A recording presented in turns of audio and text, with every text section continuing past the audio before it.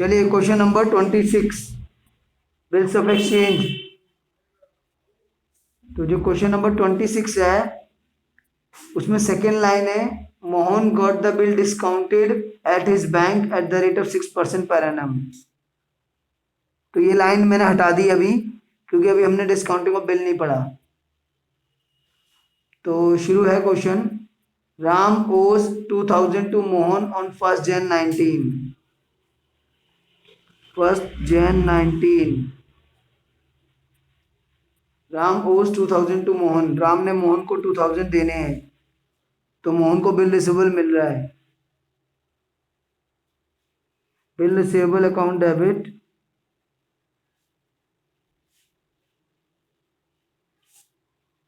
To Ram's account, Ram से मिल रहा है 2000।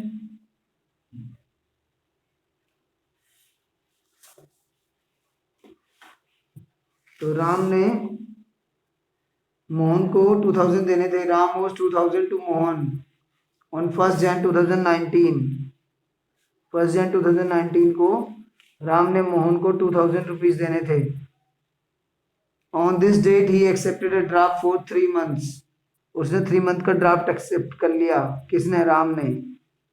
तो राम का बिल्स पेबल हो गया और मोहन का बिल रिसीवेबल हो गया। ठीक है, ये बीइंग बिल रिसीव फ्रॉम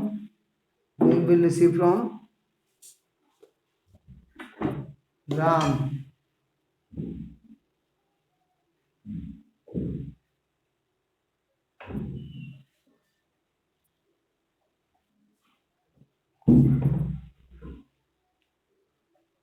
और 3 months का है। Being bill receive from Ram, Ram से बिल एक्सेप्ट हुआ है और 3 months की मेच्योरिटी है।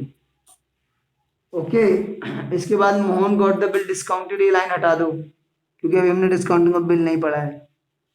On the due date the bill was dishonoured and noting charges ₹20।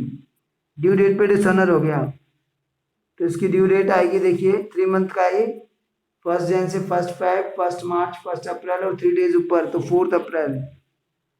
4 April 19 को इसकी ड्यू डेट आएगी। और 4 April 19 को जब ये ड्यू डेट आई इसकी, तो बिल डिसऑनर्ड हो गया। तो डिसऑनर्ड हो गया तो एंट्री बनेगी, राम हमारा दोबारा से डेटर हो जाएगा। राम से account debit, bill receivable dishonour हो गया तो बिल रिसीवेबल की वैल्यू खत्म, ड्यू डेट निकल गई, उसकी वैल्यू खत्म। टू बिल रिसीवेबल अकाउंट और टू कैश अकाउंट, क्योंकि लास्ट में हमारे पास बिल था तो हमने उसको नोट करवाया होगा ना नोटरी ऑफिसर के पास जाकर, तो उसके लिए हमने पेमेंट करी है, तो वो हम राम में के अमाउंट में जोड़ देंगे। 2020 2000 का BR 20 rupees cash. Being bill dishonoured at maturity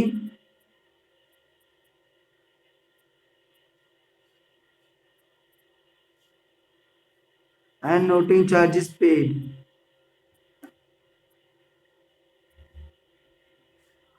bill जो है आपका मैच्योरिटी पे डिसऑनर्ड हो गया है और नोटिंग चार्जेस आपने पे करेंगे।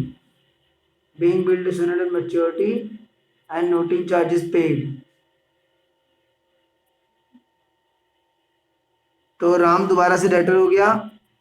एसेट इंक्रीज, बिल रिसीवेबल की ड्यू डेट निकल गई, उसकी वैल्यू खत्म हो गई, एसेट डिक्रीज। और कैश आप पे कर रहे हो नोट करवाने के लिए, बाद में आप राम से ले लोगे अमाउंट, लेकिन अभी आप कैश पे कर रहे हो तो एसेट डिक्रीज। और फर्स्ट एंट्री में आपको बिल रिसीवेबल मिल रहा था तो एसेट इंक्रीज, और जिससे मिल रहा था राम से वो एसेट डिक्रीज, क्योंकि राम से बिल रिसीवेबल मिल रहा था तो वो वाली एसेट डिक्रीज हो गई। तो इस तरीके से भाई आपका हो गया। इसके बाद आगे पढ़ते हैं क्या लिखा हुआ है। राम एग्रीड टू पे 520 इमीडिएटली। 520 तो राम ने हमें उसी समय दे दिया। तो लेट्स टर्न द पेज। तो मैच्योरिटी पे जब उसने बिल डिसऑनर्ड किया तो हमने उससे अमाउंट मांगा, भाई तुम्हारा बिल डिसऑनर्ड हो गया, अमाउंट पे करो। तो उसने 520 इमीडिएटली हमें दे दिया। 4/4/2000 19 है, तो 520 इमीडिएटली पे कर दिया उसने हमें। तो cash account debit to Ram's account 520 immediately उसने हमें पे कर दिया है। ठीक है, तो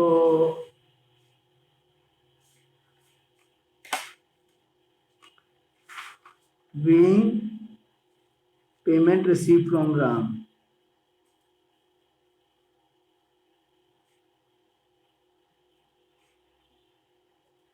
और कैश हमारे पास आ रहा है, एसेट इंक्रीज हो रही है, और राम ने अब इतना पैसा दे दिया तो इतनी अमाउंट वो अब हमें कम देगा, तो डेटर हमारा इतना अमाउंट से डिक्रीज हो गया।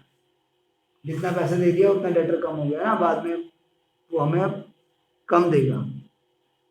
अभी कितना बैलेंस रह गया, जो भी बैलेंस रह गया उसके लिए उसने नया बिल एक्सेप्ट कर लिया टुगेदर विद 9% इंटरेस्ट। लिखा हुआ है Ram agreed to pay 520 immediately and accepted another bill for the remaining amount for 3 months. Remaining amount के लिए 3 मंथ्स का नया बिल एक्सेप्ट कर लिया together with 9% per annum interest. तो पहले रिमेनिंग अमाउंट कैलकुलेट कर लेते हैं, चलिए।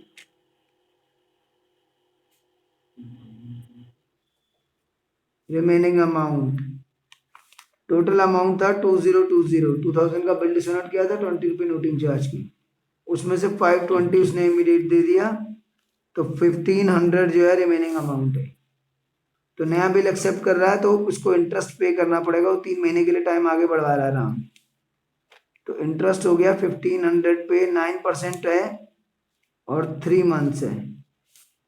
ठीक है भाई, तो 1500 इंटू 9% और 3 मंथ्स है, तो ये आपका आ गया 33.75 का इंटरेस्ट। इसको राउंड ऑफ कर दीजिए, तो ये आपका आ गया 34 रुपीज़ का इंटरेस्ट। तो ये इंटरेस्ट उसके नए बिल के अमाउंट में हम जोड़ देंगे। तो नया बिल हम उससे लेंगे 1534 का हम उससे नया बिल लेंगे भाई। तो ये अमाउंट हम उसके नए बिल के अमाउंट में जोड़ देंगे। ठीक है, तो देखिए, तो पहले ये इंटरेस्ट की एंट्री करेंगे जो उससे हमें इंटरेस्ट लेना है। इंटरेस्ट पहले ड्यू करवाएंगे, तो Ram's account debit to interest account, क्योंकि राम ने अब हमें इंटरेस्ट भी देना है ना 34 रुपीज़ का, तो इंटरेस्ट देना है हमें, तो इंटरेस्ट हमारे लिए इनकम है और इनकम हमेशा क्रेडिट होती है। रूल है ना, एक्सपेंस डेबिट और इनकम क्रेडिट। और राम हमारा डेटर इंक्रीज हो रहा है क्योंकि बाकी अमाउंट के साथ उसने इंटरेस्ट भी देने हैं। अब उसने नया बिल एक्सेप्ट कर लिया, being interest due from Ram, being interest due from Ram, Ram से इंटरेस्ट हमें मिल रहा है। फिर उसने नया बिल एक्सेप्ट कर लिया भाई, तो 4419 को उसने इंटरेस्ट समेत नया बिल एक्सेप्ट कर लिया है। तो इंटरेस्ट समेत नया बिल एक्सेप्ट कर लिया है, तो एंट्री हो जाएगी आपकी, हमें तो बिल रिसीवेबल मिल रहा है, वो एक्सेप्ट कर रहा है, हमें मिल रहा है, हमारे तो बिल रिसीवेबल है, दोबारा मिल गया हमें बिल रिसीवेबल। तो एंट्री हो जाएगी bill receivable account debit to Ram's account. तो राम से इस बार हमें मिला है 1534 का नया bill,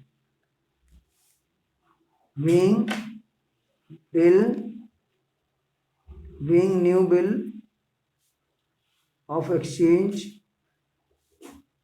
received from Ram. Ram से मोहन को मिला है, तो राम से नया बिल मिल गया। ठीक है भाई, तो 4/4/2019 को डिसऑनर हुआ, इमीडिएट कैश मिला, रिमेनिंग पे इंटरेस्ट कैलकुलेट किया, उसकी एंट्री करी, और नया बिल लेने की एंट्री करी। और this bill was met on due date, ये वाला बिल उसने ड्यू डेट पे मेट कर दिया। तो 3 मंथ्स का था, तो 4 अप्रैल से 4 मई, 4 जून, 4 जुलाई प्लस 3 डेज, 7 जुलाई 19 को उसकी मेच्योरिटी आई। और जब 7 जुलाई 19 को उसकी मेच्योरिटी आई तो जो है हमें पैसा मिल गया इस बार उसने पैसा दे दिया। तो cash account debit to bill receivable account, इस बार हमें कैश मिल गया 1534 का। Being payment received on maturity of bill, being payment received on maturity of bill, तो बिल की मैच्योरिटी पे हमें पेमेंट मिल गई है भाई, ठीक है। चलिए ये हो गया हमारा, एक की बुक्स हुई है अभी तो हमारी। अब हम राम की बुक बनाएंगे, राम्स बुक्स, राम्स बुक। राम की बुक्स में क्या एंट्री होंगी? तो राम सबसे पहले परचेज कर रहा है, राम परचेज कर रहा है आपका फर्स्ट 19 को। तो राम एंट्री पास करेगा, purchase account debit to Mohan. Mohan से परचेज नहीं, इसमें परचेज नहीं था, इसमें डायरेक्ट बिल था, इसमें परचेज नहीं था, इसमें डायरेक्ट लिखा था राम ओज 2000 टू मोहन। तो डायरेक्ट बिल एक्सेप्ट किया था, तो Mohan account debit to bills payable account होगी first entry. Mohan account debit to bills payable, direct bills payable से ही क्वेश्चन शुरू था ये। इसमें परचेज की एंट्री नहीं थी, इसमें लिखा हुआ था मोहन ओज 2000 to Ram, sorry Ram owes 2000 to Mohan. तो राम ने 2000 मोहन को देने थे, तो उसने बिल एक्सेप्ट कर लिया, तो Mohan to bills payable, Mohan से account debit to bills payable account. उसने जो पैसे देने थे उसके लिए उसने बिल एक्सेप्ट कर लिया है, तो एक लायबिलिटी घट गई, क्रेडिटर डिक्रीज हो गया, क्योंकि बिल एक्सेप्ट कर लिया ना, तो क्रेडिटर डिक्रीज हो गया। और बिल्स पेबल ये भी लायबिलिटी है, ये वाली लायबिलिटी आपकी इंक्रीज हो गई। तो एक लायबिलिटी आपकी इंक्रीज हो गई और एक लायबिलिटी डिक्रीज हो गई। बिल्स पेबल, बिल एक्सेप्ट कर लिया, बिल्स पेबल वाली लायबिलिटी इंक्रीज हो गई और क्रेडिटर वाली लायबिलिटी डिक्रीज हो गई 2000।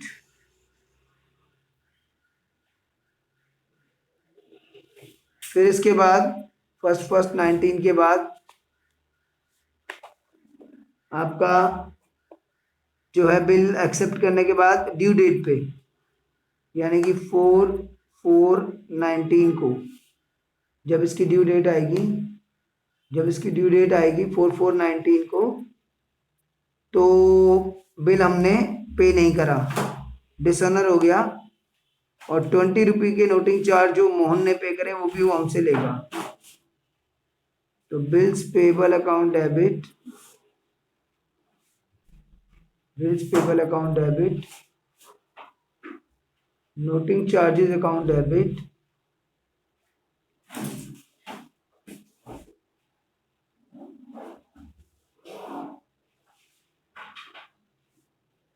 To Mohan's account. Being bill not met at maturity,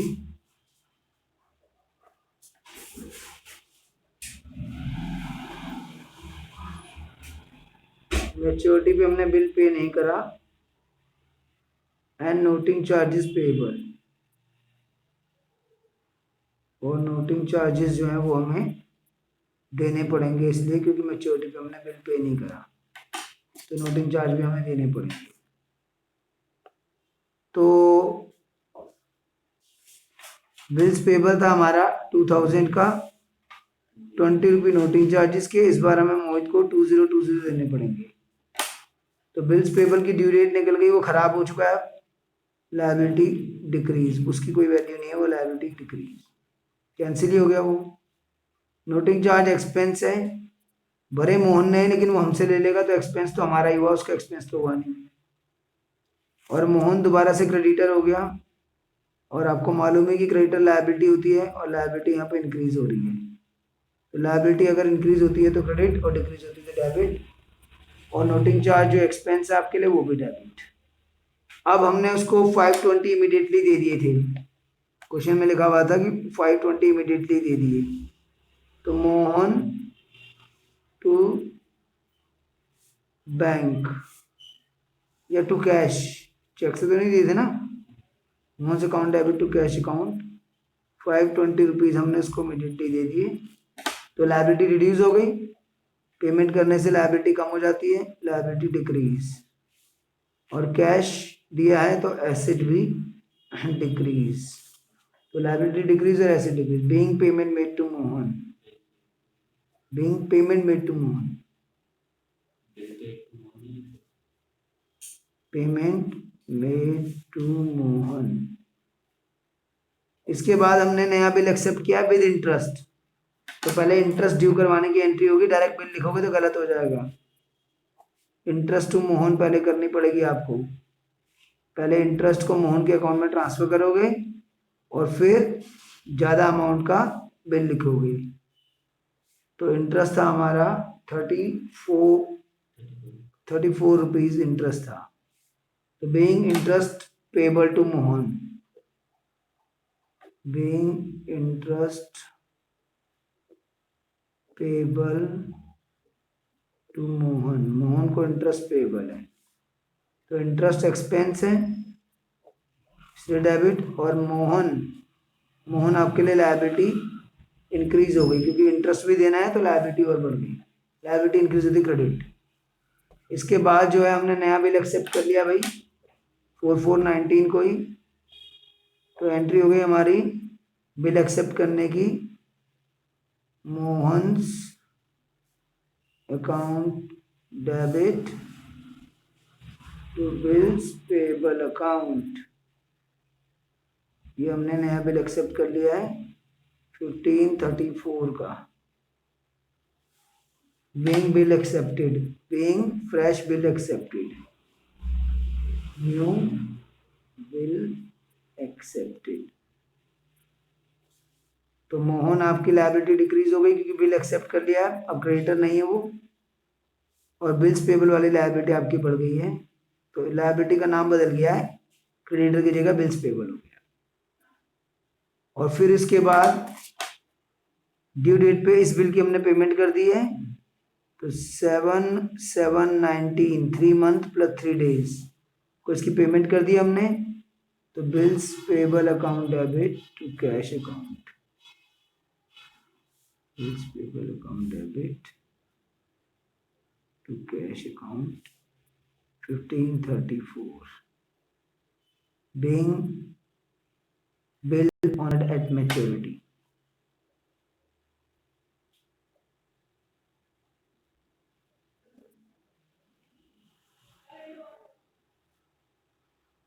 maturity पे हमने बिल ऑनर कर दिया है, बिल्स पेबल आपकी लायबिलिटी डिक्रीज हो गई और कैश आपकी एसेट डिक्रीज हो गई। That's it.